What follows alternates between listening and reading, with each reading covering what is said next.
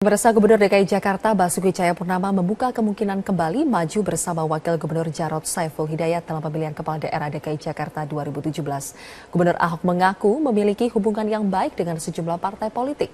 Ahok menyebut hubungan baik dengan parpol itu diantaranya dengan Partai Nasdem dan PDI Perjuangan.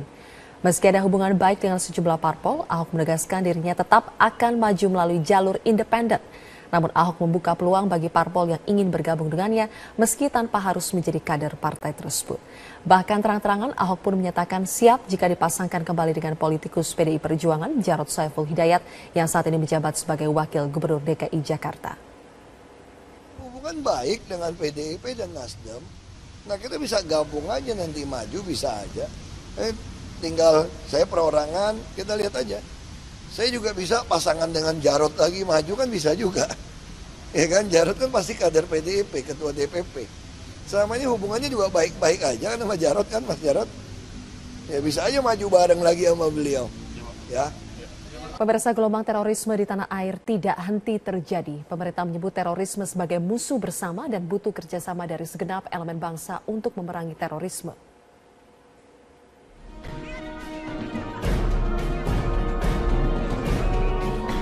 Aksi terorisme yang mengguncang jantung ibu kota hari Kamis lalu mencoreng nilai kemanusiaan. Para teroris dengan mudah melancarkan aksi serangan yang menelan sedikitnya 4 korban jiwa dari kalangan sipil. Di mata Ketua MPR, teroris adalah musuh bersama karena mereka sudah menodai nilai kebinekaan dalam konstitusi. Teror itu zero toleran. Ya, ini menjadi musuh bersama.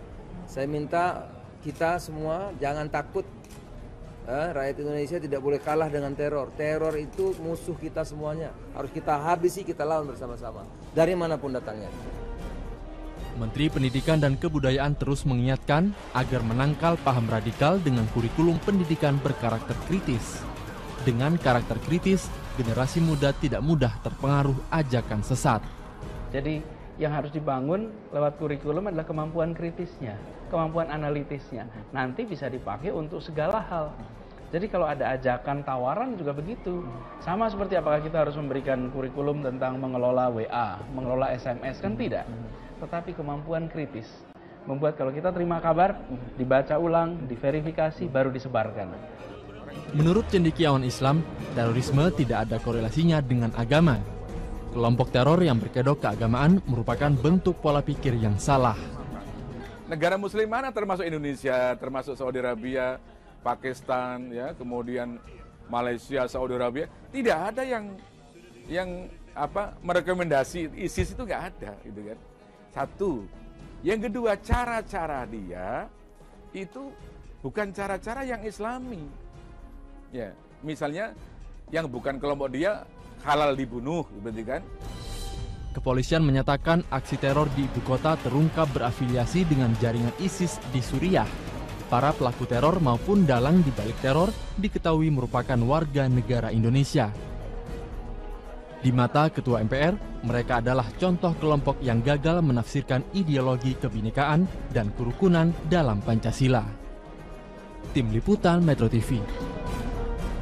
Deklarasi anti-radikalisme disuarakan berbagai kalangan di sejumlah daerah seperti di Situbondo, Jawa Timur, dan Makassar, Sulawesi Selatan. Sementara itu di Cimahi, Jawa Barat, para mahasiswa mengikuti pendidikan bela negara untuk mencegah tindakan terorisme.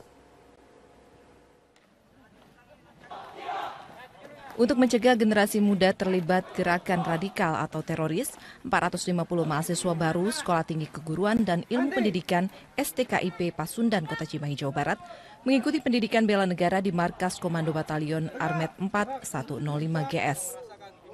Para mahasiswa ini dilatih dari mulai kedisiplinan, kerjasama tim, kecintaan terhadap tanah air, hingga menangkal sikap radikal atau teror. Pendidikan ini meliputi latihan kepemimpinan, kedisiplinan baris berbaris, pemberian materi tentang kecintaan tanah air, dan menangkal sikap radikalisme dan terorisme dengan pelatih para prajurit Yon Armet. Diharapkan dengan pendidikan ini, para mahasiswa semakin mencintai negaranya dan terjauh dari pengaruh radikalisme. Majelis Ulama Indonesia, tokoh agama, kepolisian, dan TNI mendeklarasikan Situbondo aman pasca bom Jakarta yang terjadi Kamis lalu. Deklarasi yang juga menentang radikalisme ini juga dilakukan dengan penandatanganan kesepakatan antara MUI, tokoh-tokoh agama, Polres, Kodim 0823, dan wartawan. Deklarasi Situbondo aman ini digagas oleh MUI Situbondo. Pasalnya di Kabupaten Situbondo terdeteksi adanya beberapa warga di Kecamatan Panarukan yang bergabung dalam Gavatar. Bahkan Kapolres Situbondo AKBP Puji Hendro Wibowo mengungkapkan telah membubarkan puluhan pemuda yang melakukan latihan semi-militer di hutan Baluran. Di sini masih Panglima selama ini ada kemarin, tapi selama ini kegiatannya di daerah Panarukan ada satu yang diduga satu, tapi selama ini vakum dan sekarang masih kita dalam penyelidikan kita. Sejumlah tokoh agama, ormas, dan pemuda di Sulsel juga melakukan deklarasi anti-radikalisme serta terorisme. Peserta membacakan deklarasi hasil putusan bersama dan melakukan penandatanganan deklarasi damai yang disaksikan langsung oleh Gubernur Sulawesi Selatan, Pangdam 7 Wirabuana, serta seluruh jajaran Polda Sulsel Bar. Kondisi kesehatan para korban teror bom Sarinah berangsur membaik. Jika tidak berhalangan, 2 korban akan pulang hari Senin dan 1 korban warga negara asing asal Austria akan dipindahkan ke Singapura.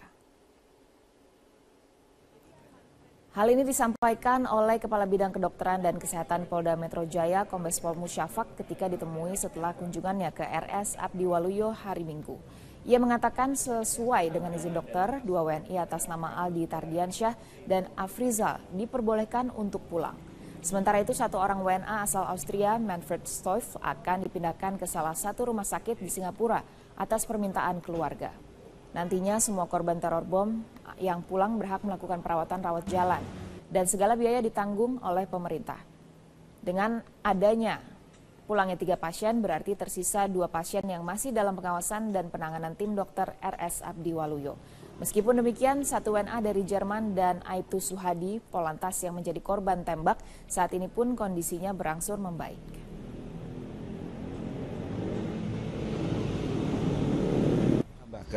Bahwa yang 1 warga negara asing ini pulang ke Singapura karena keluarganya ada di sana. Bukan karena belum sembuh, sudah sembuh, cuma karena keluarganya ada di sana dan asuransinya di cover di sana. Itu. Polda Metro Jaya memastikan salah satu korban tewas dalam peristiwa ledakan dan baku tembak di kawasan Tamrin Kamis lalu adalah korban. Dengan demikian jumlah terduga pelaku yang tewas adalah 4 orang, yaitu korban WNI 3 orang dan 1 korban asal Kanada.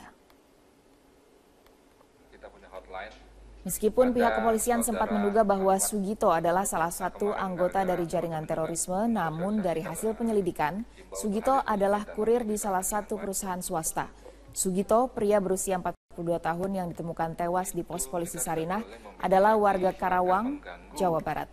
Korban merupakan salah satu dari 8 korban tewas atas peristiwa ledakan dan baku tembak di kawasan Tamrin. Pihak kepolisian mengizinkan pihak keluarga untuk menjemput jenazah Sugito di RS Polri Kramat Jati hari ini.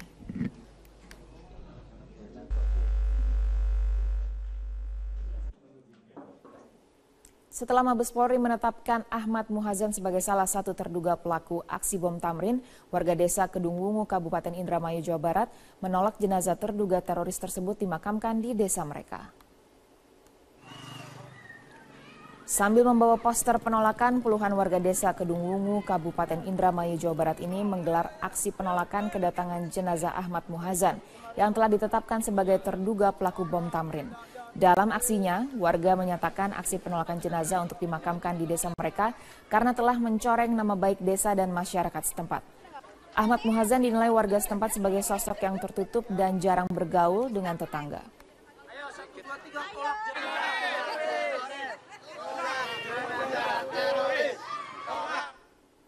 Sejumlah tokoh lintas agama membacakan komitmen dan seruan melawan segala bentuk aksi radikalisme, terorisme, dan narkoba. Seruan ini dibacakan dalam apel kebinekaan lintas iman bela negara di lapangan Banteng, Jakarta Pusat. Pancasila dan NKRI harga mati. Terima kasih. Komitmen dan seruan kebinekaan dibacakan oleh sejumlah tokoh, diantaranya dari pengurus besar Nahdlatul Ulama, Konferensi Wali Gereja Indonesia, Persekutuan Gereja-Gereja Indonesia, Persatuan Umat Buddha Indonesia, Majelis Tinggi Agama Konghucu Indonesia, dan Parisada Hindu Dharma.